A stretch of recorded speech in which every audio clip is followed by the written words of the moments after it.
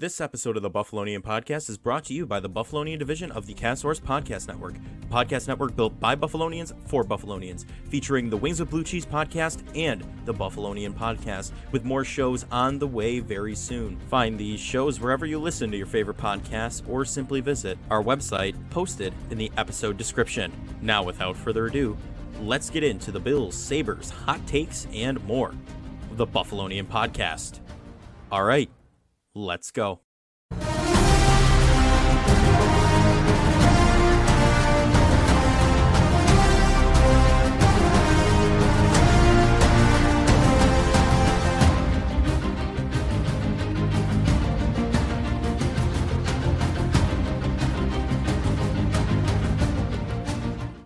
We are back with the Buffalonian Podcast. I'm Joe Callie, and as always, I'm joined by none other than Dom Loss. Dom, it's Tuesday. We're coming off of a victory Monday. It's Victory Tuesday for us here, recording the Buffalonian Podcast. The Bills have a commanding victory over the Commanders. I like what you did there. Yeah, you like that?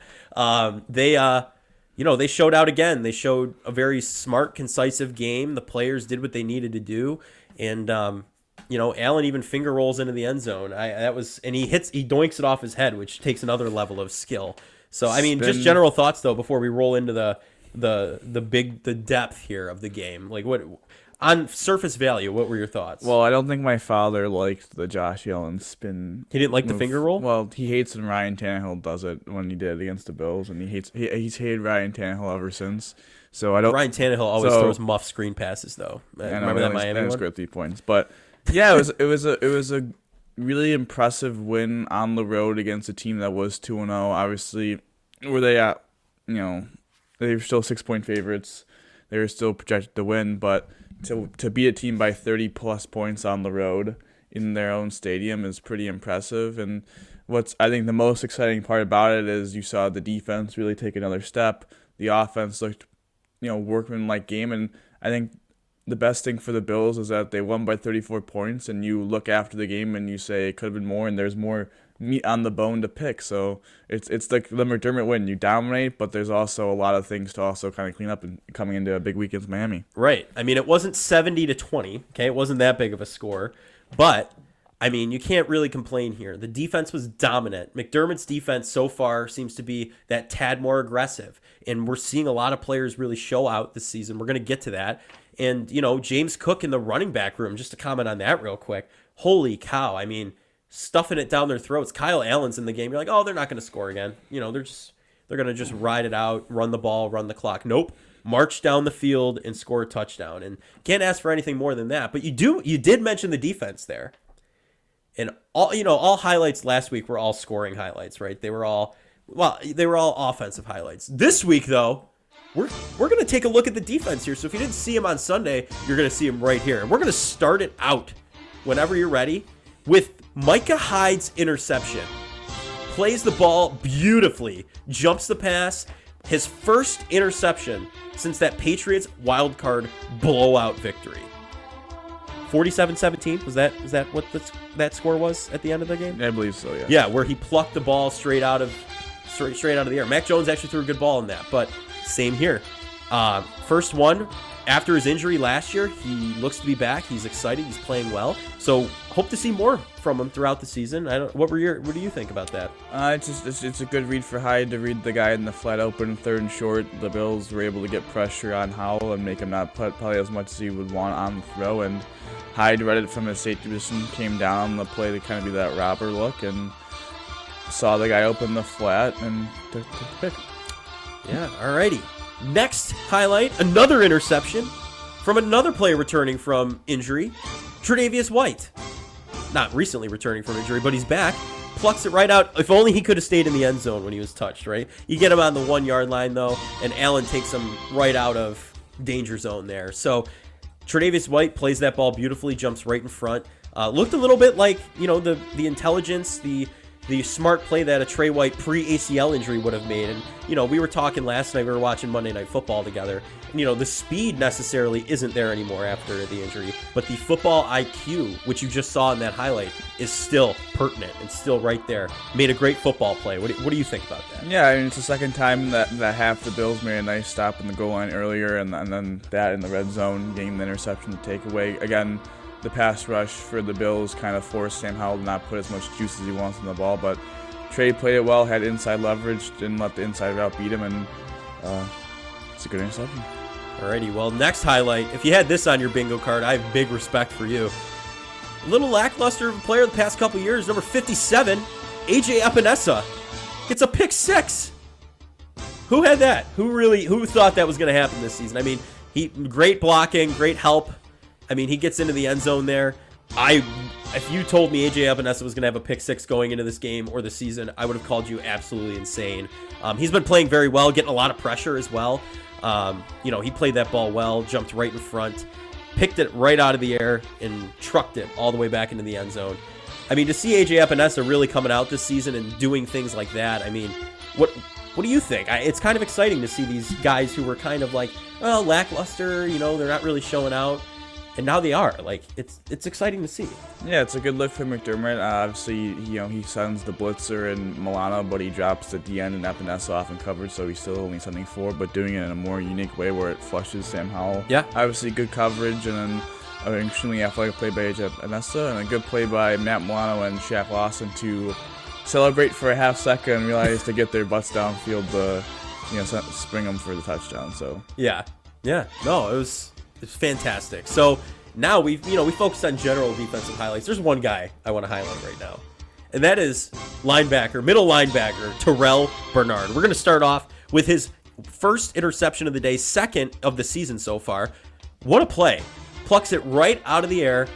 I mean, looking like a wide receiver out there. Normally if you don't have hands, you play on defense, but he seems to have some hands over the past couple weeks. Him and Matt Milano both, but to lose Tremaine Edmonds and have that question mark of the middle linebacker position in everyone's minds coming into this season, he's been showing out so far. He's been, putting people at ease. I'm not going to say he's filling that void of Tremaine necessarily, because these are 2 splash plays. I mean, but he also had a sack, a couple of good run defenses. Right. He's been ever since the struggles, maybe a little bit in week 1, maybe the nerves. He played really solid game against the Raiders, and he was elite Sunday against the Commanders. And it's another play where 3rd and 19, the Bills do a good job of dropping off into coverage, and Sam Howell actually this time had a good pocket, but Bernard's able to read his eyes and take away the middle of the field. And Sam Howell, he's not a rookie, but that was kind of a rookie mistake of throwing. Should have just checked it down on 3rd and 19 for field goal. But good play for the Bills to make another play to get points off the board potentially for the Commanders. Yeah, absolutely. Terrell Bernard, first player in NFL history to record 2+ sacks, an interception, and a fumble recovery in a single game since Bears Hall of Fame linebacker Brian Urlacher in 2007. So pretty, to be in that company, that's pretty good. So next, we're going to go to his fumble recovery on the game. So the interception, his play didn't stop there. Big pressure on Sam Howell, and he slides in there. The ball's punched out by Taron Johnson. He dives onto it, and look at that. He gets a fumble recovery on the day. Terrell Bernard having a day. That Kyle Brandt hype draft pick he did a couple of years ago is starting to pan out and be worth the hype. He had 1 interception, as we saw, that fumble recovery, as you said, 2 sacks, 7 tackles in that game. A stellar defensive performance that we had to highlight. I mean, there was no question about it. He's been standing out the past couple weeks. He and Matt Milano both, the linebackers, but this past game, wow. I mean, what a performance. Yeah, it's just another great play, especially it was after, still a 2-possession game, 16-0, early 4th quarter. They had just gotten stopped on that, 4th and 1 slant that got batted down, so to get the ball immediately back to the offense, and then for the offense to go right down the field and score in the short field to kind of put the game away, was big. Yeah, the defense and offense played some serious complementary football. Both sides of the ball were cooking. Tyler Bass also, saved. He put a lot of points up on the board. It was a good game to watch, and the defense really is showing out, making me more confident, as we're going to talk about on Friday, betting on the Bills. in this Miami game, they put 70 points on the board, broke an NFL record of 728, I think, offensive yards, something around there. 726. I think it was second maybe, but yeah, something like that. I that. don't know if it was a record, but it was close. Yeah, I mean, 70 points, that's a lot, but we shall see. We'll talk more about that on Friday. But I think my favorite new segment of the Tuesday Pods is coming up, and I go in blind every week. I love it. I think it's time. What do you think it's time for? The Dom 5. The Dom 5. Let's hit it. All right. The first one. The man, the myth, legend. T-Bass will be I previewed the greatest that a little bit, kicker of all time in Bills history. Yes. I don't think he gets his flowers enough because of, Justin Tucker is a really good kicker. Daniel Carlson's a really good kicker. Harrison Butker is a really good kicker. I feel like there's a lot of good kickers in the AFC, and T-Bass usually doesn't get the respect he deserves of being a top-end kicker. I mean, he's 7 for 7 in field goals. He's made 2 from 50. Obviously, he made the big one to force overtime against the Jets. He made a couple. 54 was a breeze for him in bad conditions. So yeah, he's been very reliable throughout his career. And all I'm saying, we said it last week about Brandon Beane knowing how to draft. I mean, it's showing even more. A sixth-round draft pick on a kicker, and he hit. So well, I remember when we drafted him, I was like, "Well, Hauschka's out the door. You don't draft a kicker. You don't draft a kicker." Hauschka just didn't have the leg anymore to kick 50 plus. No. But also, getting him signed in an extension means we have, I believe they signed a 4-year extension, so we have another 4 years of T-Bass after this, hopefully. So yeah, no, I love that. I think he will be. Look at the last kicker who wore number 2, Dan Carpenter, smashing his helmet, hitting him in the face. Well, I mean, it comes back to, it's kind of a little bit like long snapper, honestly, with the specialists. Is with kickers, you don't really realize how much a good one means to your team until you have a bad one. So yeah, having a very, I would even say, the type like you say, elite kicker. Oh, I would say who can make 50 plus field goals. Who's very consistent. Good. Yeah. Gets the PAT for the most part, except that one performance in Chicago with the wind. He's been very good. Yeah. I mean, he even doinked it in to send the Bills to OT in that week 1. So in clutch situations, he can get it done. What are we looking at for number 2? Number 2. We previewed him a little bit with Joe's analysis, but Bernard splashes. Yep. Big test ahead, though. Yes. I mean, this is a performance of back-to-back weeks of a turnover, 2 turnovers, really, with a fumble recovery, has another sack. He's making a lot of splash plays. I love Tremaine, but it didn't seem like Tremaine was making these kind of splash plays consistently. But at this point now, it's all about can he stack week on to week, and he seems to have the right mindset. And obviously, with the success the Dolphins had of scoring 70 points against the Broncos, you see Tua's passing chart. A lot of it's in breaking routes, middle of the field.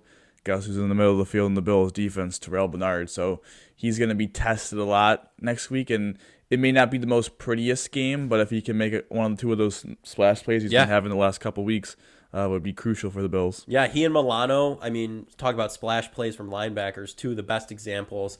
He being so young is also fantastic. Losing a guy like Tremaine Edmonds, who's great tackling, you're still seeing the tackling numbers come from Chicago. It's given me a little bit of peace of mind here, seeing such a great performance. Not only just the splash plays, but he's consistently tackling. He's pressuring also. He's getting behind the line of scrimmage. It's nothing but positive so far. And you're right, it is a big test. Miami's offense is literally cooking with gas. 70 points, like we said.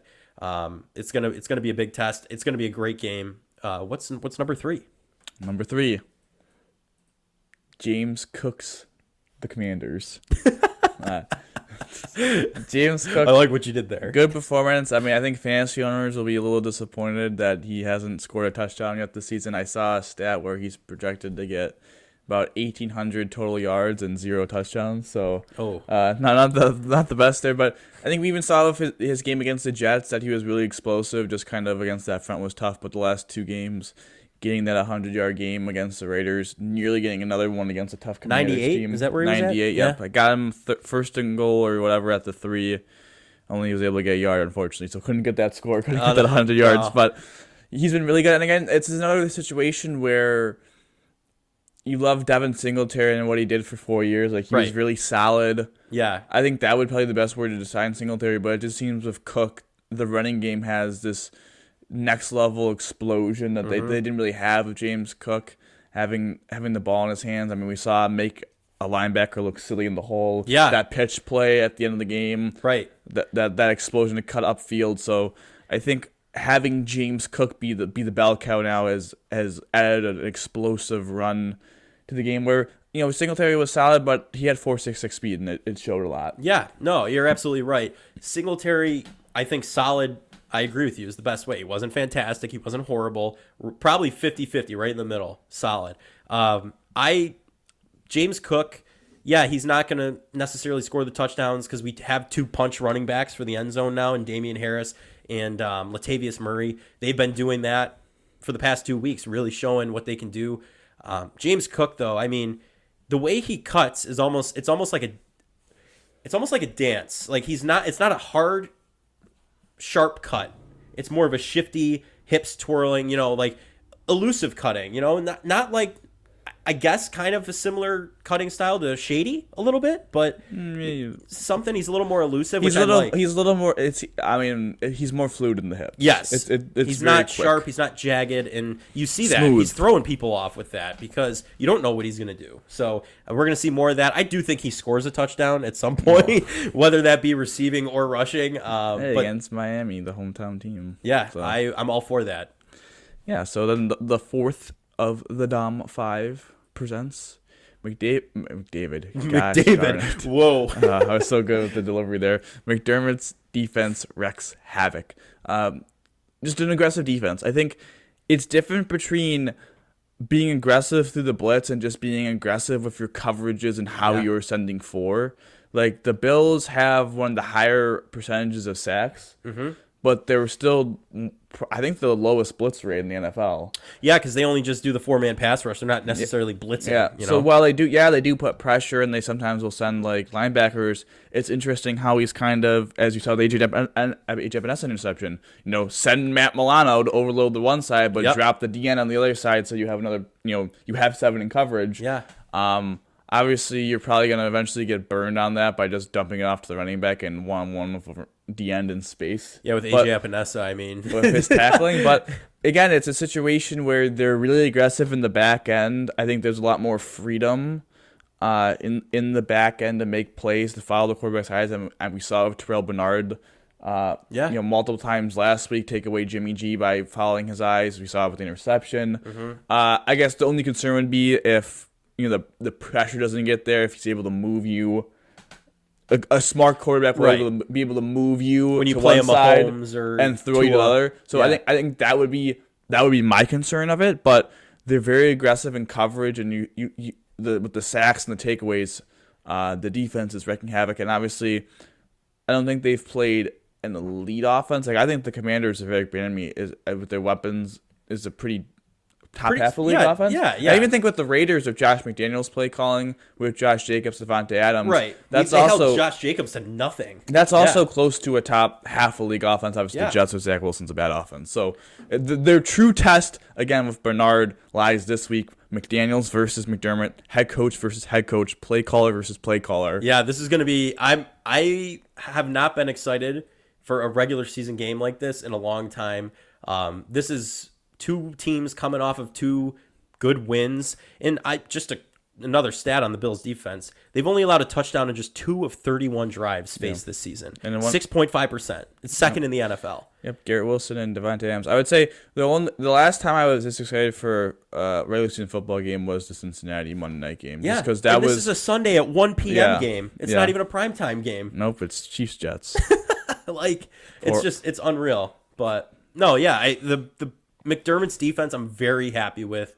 We are seeing the splash plays. We're seeing the pressure really get there. They're only rushing 4 guys. If they do blitz, they're going to be able to get pressure too if they throw some stuff in there, So I'm ready for the game plan this Sunday. I think you heard McDermott in his post-game press conference say, I think Miami just put up 70-plus points. So we'll see. I think my only thing with the defense is I would like to see if they're going to keep Kingsley Jonathan active. Yeah, that's going to be interesting. I would like to see them put Poona Ford in instead of Jordan Phillips. I agree with that. I think Jordan Phillips was really bad on Sunday. Like, he was very like the running compared game, to the rest of the line. like yeah. if you looked at the film and like you looked at like the run game, like he was getting pushed around a little bit, Yeah. and that's how they really get some big runs. I don't know. I've always been on record of not being the biggest Jordan Phillips. I get the hype guy, Yeah. and having him on your roster for like the hype and locker room presence, all locker that room stuff, presence, all yeah. that. I've never like even when Morale. he had like the 9-sack season in 2019, it was like these are covered sacks. Like, Yeah, these aren't since we've started the pod, I remember we've talked about Jordan Phillips, and you've stayed consistent. So there's nothing there. I would like to see Poona Ford also play against the Dolphins too. I feel like little NFL script writing on that. The fifth and final of the Dom 5 for week 3 is the offense must sharpen up. I think this was a B- game from the offense. Mm-hmm. Josh's final numbers, 218, a touchdown, an int. I mean, the int was an arm punt, but again, I just don't ever like interceptions because it was at the 18, so it's like you kind of would think that your punter would be able to back them up further than the 18 with your special teams. Mm-hmm. So just a little sloppy. I didn't think they had a great success on first down. They were really good on third down. But they had third longs. Weren't really successful on first down. Didn't love that there was a lot of 2nd and 10 runs. I thought that was a little confusing. Dawson Knox first drive drops a perfect ball right up the seam for a touchdown. They lose 4 points there. Gabe drops the ball in the middle of the field that then leads to a Spencer Brown holding penalty the next play, which then leads to the interception on third down. The Kincaid tripping penalty, which I don't know what that was. Didn't love the 3rd and 12 wide receiver screen pass. The Bills just can never do a screen pass like productively at all. They get bailed out by T-Bass having the leg 54. So I think, yes, they were able to. You got to give credit to the offense because they neutralized the Washington D-line, which is really impressive because they have 4 dudes on that line. Yeah, and they've been dominant all season. Yeah, so to silence them's big. And they did a good job of that. I thought Allen played well because I think he did a really good job avoiding pressure. I think he did a good job not taking necessary hits. Yep. Again, the interception, I get it 3rd and 20, give your guy a chance. I just don't love throwing interceptions ever. I think the play calling, a little bit could be a tad bit improved a little bit maybe on 2nd down without the runs and let's not run on 2nd and long. Need to do a better job at finishing drives, but overall against a pretty solid Washington defense. No, it was okay. It was a B- C+ kind of game. Yeah, no, I 100% agree with you. I give Josh some credit though on that first drive or second drive. I forget which one it was. When they're down in the red zone and he doesn't try and force that ball into the end zone. You know what I mean? He throws it away. Mm-hmm. It shows a little bit of that growth for me, I guess, in the, let's not force this and have them start from the 20-yard line on an interception. You know what I mean? So on a touchback. So I think we're seeing a little bit more of that better decision making as well. Yeah, the arm punt or whatever we want to call it, that was a little like, okay, we were up 16-0 at that point. So it was like, I'm not necessarily horrified by it, but at the same time, let's try to avoid that against Miami because they're not going to give us what the Commanders gave us, I think. So I think, divisional opponents play tougher anyway. It just comes down to, Miami ranks 32nd in DVOA and special teams. That's an advantage the Bills are going to have to hit on. And the Bills are going to have to take advantage of their red zone trips, stop Miami in their red zone trips, and take care of the football. And I mean, they're taking better care of it already. It was good win. I mean, you beat a team by 34, and we're still talking about what they should have done better is again, I think it's a coaching dream. Yes. To win a game by that on the road against a solid football team, but then still be like kicking yourself like, we got more. Yeah. We got more left. We got more left to do. I think the coaching staff, though, is thinking alike to that. Looking at how Miami performed, I think it's going to be an interesting week. We're going to see a lot coming at us, and the Bills are going to be throwing a lot at them again. Well, talking about Miami, you want to shift to there was 2 games in the AFC East again because of course there was the divisional Pats at Jets. Yep. And 15-10. Yes, and the Broncos visited the Dolphins. Happy to say I went 2-0 on those game picks and betting on the Bills. So did I pick the Broncos? I don't want to expose you, but if you'd like to expose yourself. No, I'll expose myself. Here's the thing. the Dolphins and Broncos, I thought Pat Surtain might have done something, but I guess not. I guess we're going to leave Tyreek Hill open for the majority of the game. The offense of the Broncos, though, wasn't necessarily the issue here in this game. The defense was just letting Miami basically curb stomp them into the ground at that point. Well, that's what I thought was going to happen. Yeah, so I don't know. I guess I gave their defense a little too much credit, but I mean, you can't pin that one on Russell Wilson necessarily. So No. The Denver is a lot more issues. Also, before, obviously, talking about that game really quickly, Devon Achane now. Achane or Achon? Achon. That's what he wants to pronounce. He's questionable, is he not? I don't know, but he had a big game. Mostert had a big game. Tua was really good. I think he went 16 for 16 in the first half. So, but again, as I said about their special teams, they gave up a kick return touchdown, and I know they were winning 63-13 when they kicked off, but yeah, they're gettable on special teams for sure. So yeah, that's where we got to strike. That's where you got to take your advantages on when you have the Bills care so much about special teams. You got to be able to beat the team. I mean, you got to be able to have win the special teams battle when you're playing. That's the Bills' X factor a lot of times, and against Miami. Remember Micah Hyde on that onside kick? He recovered it and took it into the end zone to the house, or the butt punt off Trent Sherfield. Now the butt punt. Bill.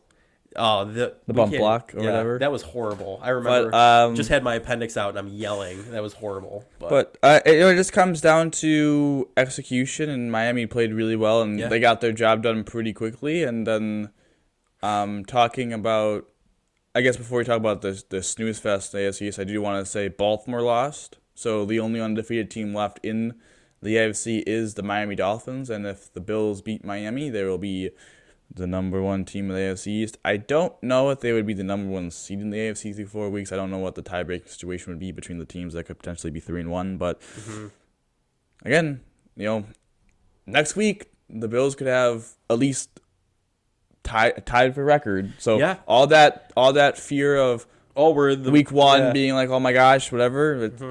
3 weeks later, we could potentially be sitting at 3-1. And the Dolphins were ahead of us last year at one point, right? Or were we always in front?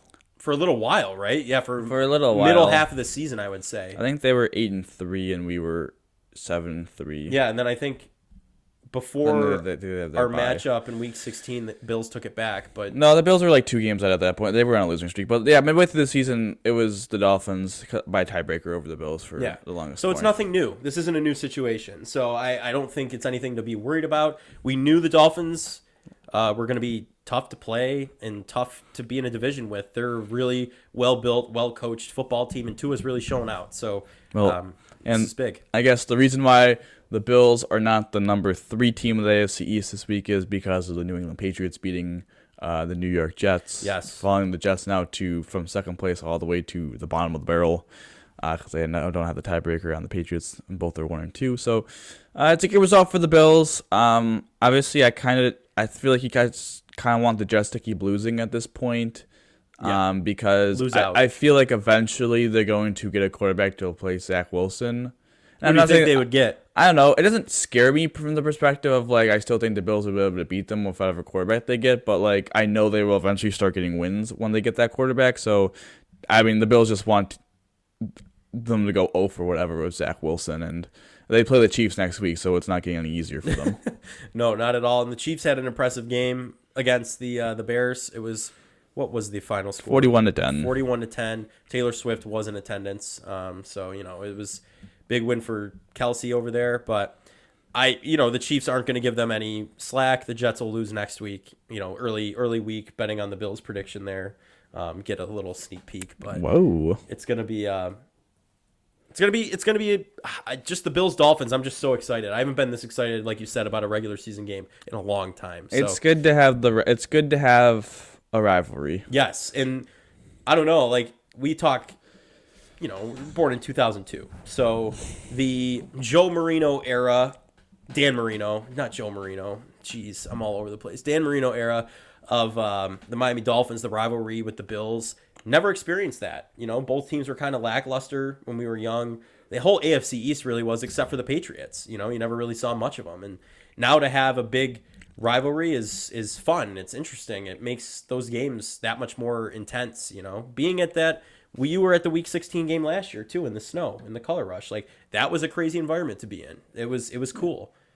throwing snowballs and stuff. I think it just comes down to the fact of in our lifetime the Bills never had a true rivalry with anyone. I mean, I guess now we have if you want to say the Chiefs Bills, I'll say that's kind of like an interconference rivalry, but they never really had a true divisional rivalry because the Pats always dominated them, and even the last 3 years, I know the Pats beat them once, and then we beat them in the playoffs, but I don't know, they just never felt like they were on par with us. The Jets are the Jets. Yeah. They've beaten us twice in the last 2 years, but they just, I don't know, those games have always been kind of weird. But listen, the Dolphins are a really good team. Like, the Dolphins, you can make the case that they're the best team in football, but they got to beat the three-time defending AFC East champs before they could be truly the top dog, and they're going to come in our house, so it should be a good game. Yeah, I'm glad it's a home game and not 110 degrees in Miami, so we're switching those up this year. So it's going to be good. But I think we have some Sabres news on the Sabres docket. games to talk about? Sabres games to talk about today, huh? You were in the tuck. I got the tuck with the RJ Unfortunately, patch on he was in the lines today, but not playing. Yeah. Oliver Nadeau is going to be playing instead of Alex Tuck. Levi's starting, though. Levi is starting. They're playing the Bruins, which I think is weird. I'm going to say it. I always think it's weird. I guess it's weird in hockey because you play every team twice in the regular season, so it's not like you could play a team and be like, oh, it's the preseason, we could do some stuff. But, like, they played Toronto 2 next in Toronto. It's like, why would you want to play your division rivals in the preseason? It doesn't make any sense to me. Like, the Bills play 3 teams now that they won't ever play unless they play them in the playoffs. Yeah, right, exactly. Like, that makes more sense. Like, honestly, you should play. I don't think you should be playing teams in, like, the other conference, but, like, the Atlantic team should be just playing cross with the Metro and et cetera. Yeah. Like, why would you want to play? No, I wouldn't want to touch division rivals. Yeah, like, why would you want to play the Bruins? You're giving them a third game to see what's going on. Like, I don't know. I guess it's preseason. Your lines. I just think that's bizarre. But yeah, to go over the game from the other day on Sunday, the Sabres won 4-3 in a shootout. JJ Peterka had a nice goal. Peyton Krebs had a nice goal. Zachary. Byron and Peterka had goals in the shootout. Zach Benson had a goal. Ryan Johnson was the best Sabre on the ice, which is really good sign. I think it's a situation now of Ryan Johnson because he looked really good in the Prospects Challenge as well. It's a situation where we've talked all along how he's incredibly. You would define him as pro ready. Like, he's not maybe at the highest ceiling. No, but he's ready to play. Yeah, and it's kind of like, how long until this guy gets a spot? And heck, it might be. I mean, if he plays well enough in the last, 1, 2, 3, 4, 5, 6 more preseason games, like, I mean, he might get a chance to make the opening day roster. So I think he looked really good. Benson looked really good. I think Benson, to me, is kind of like Kulik from last year a little bit, where it just seems like he's like not NHL ready, right? But he's AHL ready. Yeah, so he could play in Rochester, but he can't because the junior system is stupid. Yeah, but you're saying his ability, he can. I think he could play against men right now. That's what I'm saying. That's what I'm saying. Like, I don't think he needs to go back to juniors. I think he could. If they said screw the CHL, AHL agreement, or whatever it is, you could play your prospects forever. I think he would be playing in the AHL now. I agree, because he looked really good. It's gonna be a good performance. It's gonna be interesting. I think he's paired up with Skinner and Thompson on the top line. So that's a really cool, unique situation. Peterka looked really good. I thought Krebs looked really good. Yep. Talking about like other prospects who may not make the team, I thought Nikita Ndorov, who we talked about a lot, his skating scares me. It's kind of like what we thought Samuelson might be, where Samuelson improved his skating, so where he could be an NHLer. So it seems to me like he's definitely AHL all year and needs to get his skating up because he was a little. You know, we talked about James Cook having fluid hips. My man has stiff hips. Yeah, no, he's not. He's got to look like the blob out there. He's looking like a brick. Mm-hmm. So and I would say Greenway looked really good, which is really important. Yeah. Obviously he's gonna not gonna have to have a big year, but it's a big year for him to kind of like. You had your struggles when you got traded. You turned it on a little bit the last 10 games. If you want a top 6 role and be a top 6 forward on this team or a producer, like, you gotta show it. And I think he will. I think, we were talking as well. I mean, he's my big bet last year. Anytime goal scorer. Oh, and how does he score that goal? Stiff arming and one hands it into the net. Absolutely, come on. It was a sick goal. It was I'll give you credit. And then my last thing to say is that I think Kulik and Rosine were a little disappointing. I think they were a little underwhelming. I think there was a lot of hype around them in the prospect channels. I thought they were good on the power play, but I thought their 5-on-5 play was a little lacking, especially it seemed like there's a potential for one of them to potentially make the team, especially if Matt Savoy going down. Yeah. His opportunity not being, I don't know. I was left a little like, you're left a little just wanting a little more. unsatisfied. Yeah, But I thought Comrie looked pretty solid in that too, so good for him. And what do you think the goalie lineup's gonna be? I think it's going to be UPL. I think there's real potential to keep 3 again, because I don't know if they want to just have 2 young guys and at least have Comrie as like the veteran third that could play every once in a while. So you think it's UPL, Levi, and Comrie, not in that order necessarily? Yeah, Who else is going to be there's not like there's a fourth goalie competing with those 3. It just matters. Are you going to do Levi UPL or is it going to be? Well, I think Levi's a lock. Yeah, I think he's the starter. It just matters. Are you going to do? I think UPL is also pretty solidified as 2, but I mean, it's kind of a competition between those 2. If they want to keep 2, do they keep which one do they keep? And if they just want to keep both, I would feel comfortable with UPL rocking the backup position, playing 30 games. You know what I mean? I just kind of would not. No, he's hot and hot. Again, this is my thing about the Sabres is that their ceiling is so high where like if they come close to the season, they're going to make the playoffs. But this is what I've been talking about all off season is that they just strictly did not do enough to increase their floor. Okay. Like the floor of their team is not playoffs. Yeah, right. And like, if someone can say, "Oh my God, the floor of like whatever is not playoffs." I mean, Colorado hit their floor last year and they made the playoffs and were still won their division. I thought, right, and lost in the first round. But like for the Sabres, it's like, all right, your problems are still like the defense.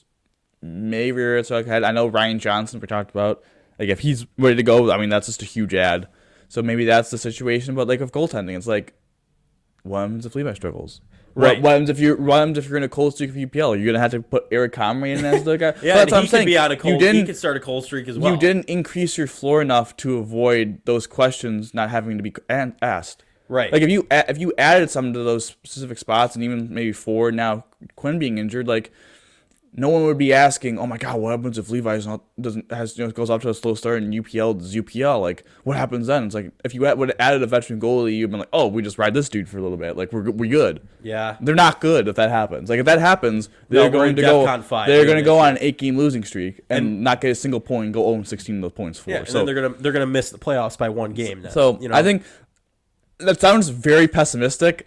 You're being real. I think it's real. Yeah. But I think it's also, I still, like, when the season starts October 12th, like, I'm sure the Papa 4 will pick them to make the playoffs. Like, I think this is the playoff team because I believe in Granato to get the best out of his players, and I believe in Levi.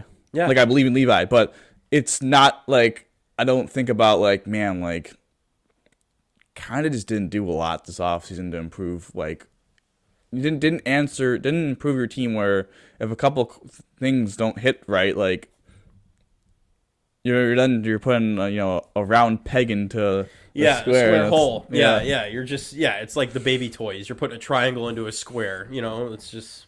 But. Okay. All right. But there were some rumors, and maybe this is some moves that they could make. I'm gonna say right now they're going to make no moves, but let's start with Trevor Zegras.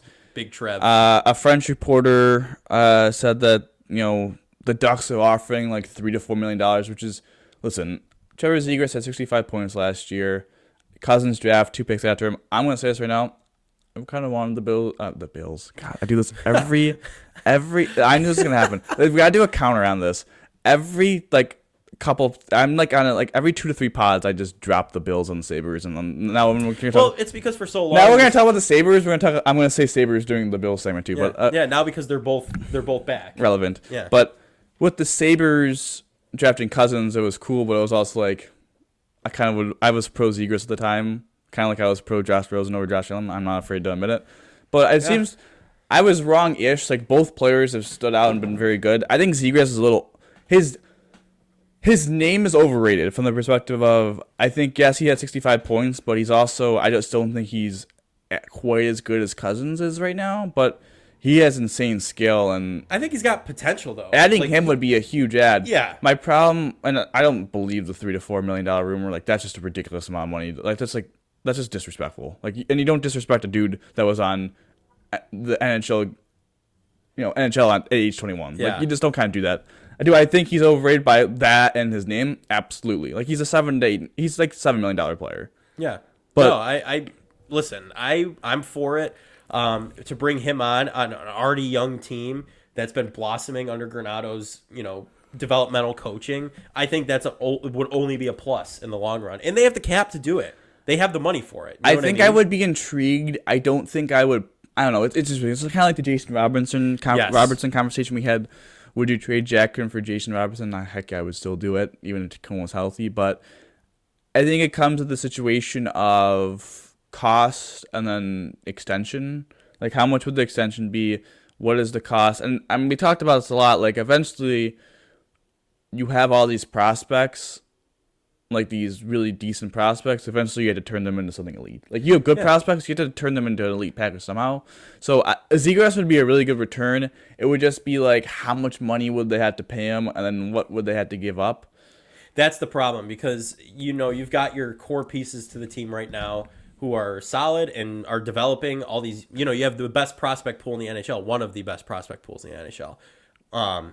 You'd have to give up probably something for them, and it's whether or not it's something they're willing to part ways with. That's going to be the question. Sure, what would you be willing to part ways with if you had to pick something for Zegras? Because he does bring a lot of potential. He's got a high ceiling he brings to this team, Yeah, for sure. I would say I would be out on trading Ryan Johnson, not because I think he's one of their top prospects, but he's their best defensive prospect, and I think he's NHL ready now, and I don't want to trade someone who would potentially be able to make my lineup and be good. Yeah. So I think I would be on him. I think Benson would be off. After that, it's kind of free-ish game. Like, I don't know. Hypothetically, I would not want to trade Kulik or Savoy, and maybe Rosine, but if I have to trade him, I would for Zegras. But then at that point, you're probably going to trade Middlestat to kind of trade some money off your books, and for a roster player that youngish that kind of had a breakout season. At that point, again, have I been the hugest Casey Middlestat fan? No, I did defend him a lot in the second half of the year, and at that point, how good are you really making your team is kind of unknown, because I think Zegras has potential, but Middlestat had a good year last year, and I don't know if probably to trade another first round pick. Like at that point, like roster player, pretty decent prospect, first round pick. I'm not saying that's a lot. That's a lot for me to give up, because I think I just don't know what Zegras would want in a contract, and I just think all those factors together kind of want me to avoid this situation. But yeah, that would probably be the precedent of the deal of roster player, a prospect, first round pick. And for me, like I would, as the Sabres who are trying to make the playoffs, want to kind of avoid trading people on my route. Like I would maybe do a prospect trade. Yeah, because you don't want to trade away your. But I don't want to trade guys. Yes, I'm upgrading. Zegras is an upgrade over Middlestat, but Middlestat was kind of showing out at the end of last season. You don't want to get rid of him. Great, yeah, he was one of your better forwards. So at that point, it's like why would you? At that point, yes, you upgraded, but like Casey Middlestat at whatever cap hit, I think he's under $3 million to Trevor Zegras, who might make $7. $7, yeah. I think Middlestat at 3 is more valuable than Zegras at 7, to be honest. And Middlestat, and then you would keep Rosine and have your first round pick for maybe another trade for another thing. So yeah, and Middlestat played first line last year when Tage was injured. True. And you have all these forwards coming up. So it's like why would you add? Yeah. If I was doing that, maybe if you're like, oh, it's a top forward D man, I'd be like, okay, like I could. Yeah. I don't know who that would be, but all right. So the second person. I'm out on Zegras. I'm out on Zegras just because I don't quite see the organizational fit. No. I think it would maybe be different if Middlestat was still a bottom tier producer, if I was if I was the Sabres from a year ago, I would do it. Yeah. Like a year ago if I was the Sabres a year ago, I would do it. Yeah, because do you remember how much we were talking about how little Casey Middlestat was producing for the team? Oh, sure. I don't even Middlestat, but Cousins hasn't quite broken. Yeah, right. Exactly. You haven't had those players, but yeah, this next one you're about to talk about, smoke just going so far up people's it's ridiculous. Patrick Kane, rumored to potentially come, had 12 points in 19 games for the Rangers, had won 3 Stanley Cups. did recently have hip surgery, so he's out for a couple of months. And listen, man, we saw him in Buffalo. My man is washed with a capital W. Yes. And an couple exclamation points after. The only reason this is even a relevant conversation is because he's from the Buffalo area. If he had no ties to this city, this wouldn't even be a conversation. It really wouldn't. I mean, the pros It really is would not. the pro of him coming is championship experience, Veteran presence. No. Whoa, wait. Okay. Championship experience, and the amount of merchandise and money the Sabres would be able to make off that. With Kane jerseys. Yeah. All like also, I mean, you had to think this too, like the media too, getting in on all that. Like that would make. I know Buffalo has a lot of primetime. I don't know. I want to say primetime games. That's kind of weird NHL, but like nationally televised games. Yeah. Like that would make them talked about a lot more because it's Patrick Kane again talking about Trevor Zegras name value. Like the name value in Kent. The problem is the dude is a jack. You know what? Like dude's not a good dude. So No. the veteran presence Isn't there. That's Yeah. really negative, to be completely honest. No, it's And like a locker room cancer. dude You're is going to end wa- up with a old version of Jack Eichel. That's what you're going to end up with. dude is washed. Yes. Dude does not play defense, and a team that is very young and didn't do great. I mean, they don't need a lot more offense. They need a little bit more guys that play defense. Dude doesn't play defense, and dude also had hip surgery. So if you thought he was washed and moved bad now, my man just had hip surgery. You think he's gonna? I mean, maybe he improves, but like, there's a good chance that that's it. No. I'm so far I'm out. against this. It's not even funny. This is the most ridiculous thing. Literally, like I said, the only reason this is even a relevant conversation is because he's from the Buffalo area. You say championship experience. Technically, Alex Tuch's had championship experience too. Way back in the beginning of his career. He never won a championship though. Didn't win it, but he was there. I mean, he went to the Stanley Cup final. Right? He's had playoff. He's had playoff playoff. experience. He was on top of the mountain. He didn't climb back down. That's all. I'm I have just to say. saying if He did the walk of shame back down the If mountain. Patrick Kane is interested in coming here, the Sabres will sign him, though. I'm just going to say it. Like, if Patrick Kane wants to come here, he will be a Sabre. Do you think, though, it's going to be a situation where he's like, I need to be on the first line or anything like that? Like, I mean, 'cause if that starts happening, I don't know, but I would assume that there's some stipulations, I guess. Like, you can't scratch. I don't know. I don't know. But I feel like we're going to be taken away from the young guys who are actually showing out if we're signing this old mother. No, I'm not even Listen, going to go there. I'm stopping. This is firing me up. This is what gets more like mad about than the Jets Bills game. Yes, no, I am, because this is like saying, okay, I'm going to try and put this in perspective, okay? Let's just say New England career, right? Tom Brady ends it, okay? The show technically, right? A lot about him, okay? Like he likes things his way. The Bills, we had Josh Allen in his last year in New England, right? I'm just trying to think back now. Yes, A couple years. 2019. 2019. Before his We have breakout. Josh Allen, right? We have young players who are starting to look up. No, we signed Tom Brady. That's the equivalent of what's going to happen, because you're going to just send Josh Allen down. Honestly, it's not even a good comparison because it's worse. Because Tom Brady at least was very Tom Brady was still a Pro Bowl. Right. Yeah. Like he was still a good quarterback. It's like picking up. I don't know. There's no comparison. Really. It's just I don't know. It's like if Drew Brees left the Saints after his final year. Drew Brees was washed. And came to the Bills. But and put Josh Drew Brees is Allen also a good locker room presence. So it's like. Well, yeah, you're dealing with. It's just double negative. Yeah, you're dealing with an old Jack Eichel that you're basically going to just re-sign, which is I'm very, very, very, very, very, very against it, as you can tell. If you can't tell. Both of us are. But Yeah. So transitioning from the Sabres, we already talked about the Bills. I just want to do a brief. We didn't do the rundown. For the Bisons at all. Maybe I think Maybe this season. next season or well, With the Bandits, I don't know too? when it's gonna. I don't know when. I forget when the seasons start or whatever. But Technically, season this season of the podcast. or coming up, I yeah. think we may get back into that. It was obviously very fun. We just didn't have the time to kind of like. Transitioning how we record, it was just difficult. hard. But Yeah. now with the setup, I think we'll probably get more back into that. And obviously, the Would You Rather. We actually have a Would You Rather coming up, actually.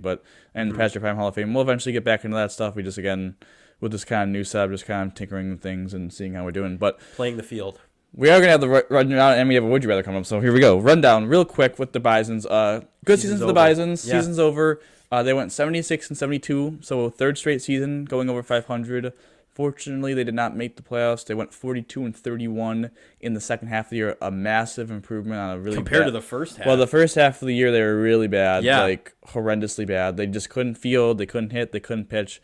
But in the second half, they had a lot of very good professional at bats. Mm-hmm. I got called. They went 34 and 41 in the first half. Yeah, it was second not half, good. If you won your division, the second half you made the playoffs. Unfortunately, they finished 5 games behind Durham, and obviously they did not win their division in the first half, so they end up not making the playoffs. But Yeah. a productive season. Spencer Horwitz was named MVP. Nathan Lucas batted like 370. Ernie Clement batted like 350. There's some sluggers on that team. Yeah, Big time. Rafael Yeah. Antigo batted over 300. Dave Snyder, when he was here, was really good. Ricky Tiedemann, the top prospect, had his debut in the last series. So Yeah. a lot of really good talent. Again, it was fun to watch him in the second half because that lineup was deep, and Addison Barger, like, they had a lot of good guys. They won their final game of the year 11-6. So they split their final series in Buffalo, last series of the year, to Norfolk, who actually won the division in the first half. So Norfolk and Durham are going to play each other. So Yeah, in the playoffs. yeah, So, competing against the best. Obviously, Jackson Holiday, the number one prospect in all of baseball, was there. He was very cool, very good. He also looks like he's 14, so made me look yeah, very he does old. look like a child. But yeah, I mean, second half of the season was very promising for the Bisons. The Sluggers slugged. I mean, it was fun to watch these games. Dom and I both have working ties with the Bisons in different aspects of the game, but I mean, it's just seeing them improve from the first half of the season to the second half. I mean, you can't really complain. I mean, talk about a production jump. That's exactly what you want to see. And I wasn't expecting it at the end of the first half of the season. I was not expecting them to even be remotely close, 5 games out from top of their division. So, props to them. I think next season is going to be great. We'll, like we said, get the rundown really moving. Cooking. Yeah, like James Cook. We'll get that back going now that we're in the new setup and everything like that. So looking forward to the next Bison season. It's crazy. It's going to come quicker than we can imagine. So and the Bandits too, we're going to get that going again because they won the NLL Cup last season and they're looking to run it back. So we're gonna see what happens there too. Yeah. But I think it's time for a Would You Rather. We haven't done one of these in a little while, huh? Haven't done a Would You Rather in a little while, obviously, since the new setup, but we do have an intriguing real life. Not that all of them aren't real life examples, but this one truly did happen. This happened. This is nonfiction. Talking about a little fantasy football, so we wanted to get a little fantasy football on the show, and this is kind of our unique way of doing it. Would you rather? So the trade is this: Jahmyr Gibbs and DJ Moore for Stephon Diggs. Mm-hmm. So if you were the guy having Stephon Diggs, would you accept the trade, or would you decline the trade? Okay, well, I'm the guy who was declining. It's more of a fan question. We could give a. We'll give our analysis. I'll have to give the details. It was more just a fan question to answer, and then we were going to talk about our experience of it. So, in our Punishment Fantasy League, I traded Jahmyr Gibbs and DJ Moore to my partner over here to the left. Can you shoot the camera over here, producer? Yeah. For Because I had Diggs. Saquon Barkley out now, and my entire team was injured, so I had to basically purge my entire bench. So we're 0-3 rocking on this season right now, not doing good. So I had a good wide receiver room, and I needed a running back. I needed more running backs, I should say. So the trade was proposed, and things got wild there for a minute, but the trade ended up going through. All I will say from my point of view is I'm very pleased with the trade. Obviously, I won this week, going to 2-1. Things got you 19 points. I am playing. I'm actually playing Gibbs Joe. did not pan out for me. So 9 points. Yeah, I'm actually playing Joe this week, and the spread is 138-108. So I'm a 30-point favorite. yeah. Well, DJ Moore actually did all right. And Yeah, he had a garbage time touchdown. So. Yeah, so that helped. And but Gibbs did not pan out at all for me. So I'm hoping for a return having this the big four of my team now, having Tony Pollard, Christian McCaffrey, Amon-Ra St. Brown, Stephon Diggs. I also had Kyron Williams. So pretty solid squad. And I don't know, it's a situation where I was able. I have a struggle with tight end. I had an offer for another spot. Couldn't get Travis Kelce from another player who was the producer. And then he didn't want to trade me. I didn't want Sam Laporta, and of course he went off, and now the producer won't even trade me Sam Laporta. So that's definitely tough. So it got me to Joe, and listen, I was able to pressure Joe into doing it, using all my persuasion. Really happy I was able to do it Tuesday night before the waiver wire because Joe had the number one waiver claim and was able to pick up Jerome Ford, so I was able to get him to agree to that trade before he picked up Jerome Ford. So yeah, no, and my last point about it is that I'm absolutely furious. By the way, no, I'm like like I get it. It's fantasy football. It's just like I don't know. It's whatever. I'm 0-3. I'm gonna lose the league. I already know it. I'm not doing it next year. I'm out. If I lose again this year, I'm out. It's over. But Come on. no. If I lose again this year, I'm out. It's done. But no. I will say this. I would think a co-host of a podcast might help someone out and not try and fleece them or anything like that. But I guess not. So the trust is gone completely. So yeah, he won't be answering my phone calls for a trade. I will say this or though. phone calls in general ever again. Yeah, I will say this though. Playing in leagues with Bills fans, understand that I'll probably never have Josh Allen on my team.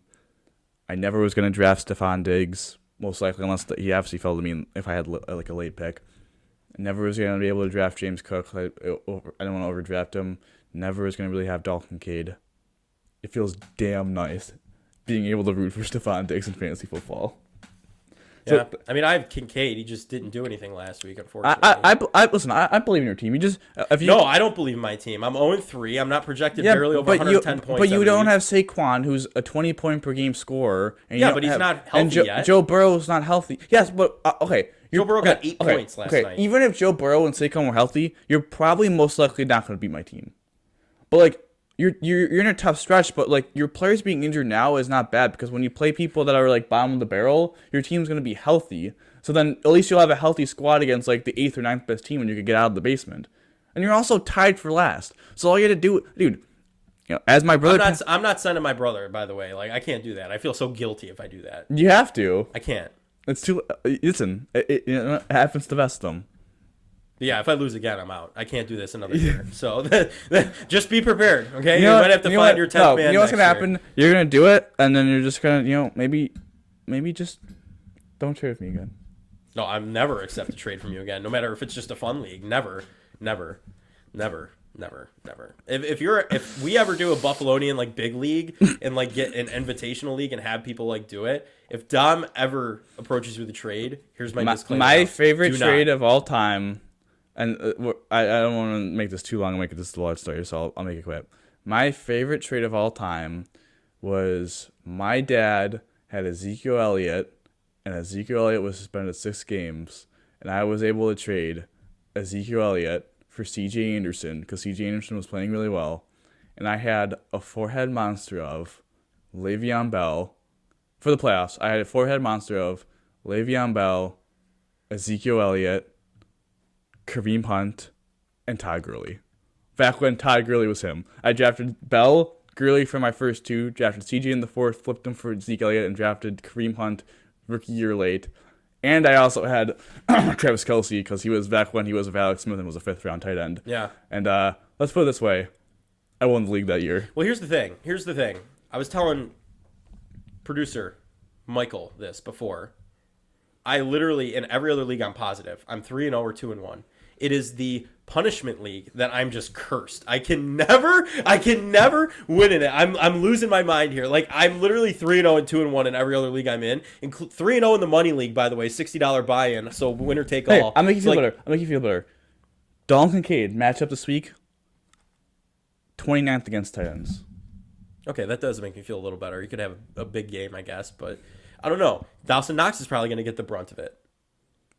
He seems to be the primary. You also got screwed from the fact of the team you were playing scored a combined 46 points from their kicker and defense because they had the Bills defense and Tyler Bass. That never happens. No. Like that's no. It would have been a closer game actually. Take that away. Yeah. Normal defensive performance. You just gotta get once you get healthy. I need Saquon Barkley back. I had Aaron Rodgers as my backup. Well, that's what I'm saying. Achilles in the first Rashard game. White had a tough matchup. You're gonna have but you're gonna have Barkley. I just need to not come in last. Like that's it. Barkley, that's all I need. Please, this is what I'm saying. But this is what I'm saying. You have once Barkley comes back, you're gonna have Barkley, Rashard White, Jahmyr Gibbs.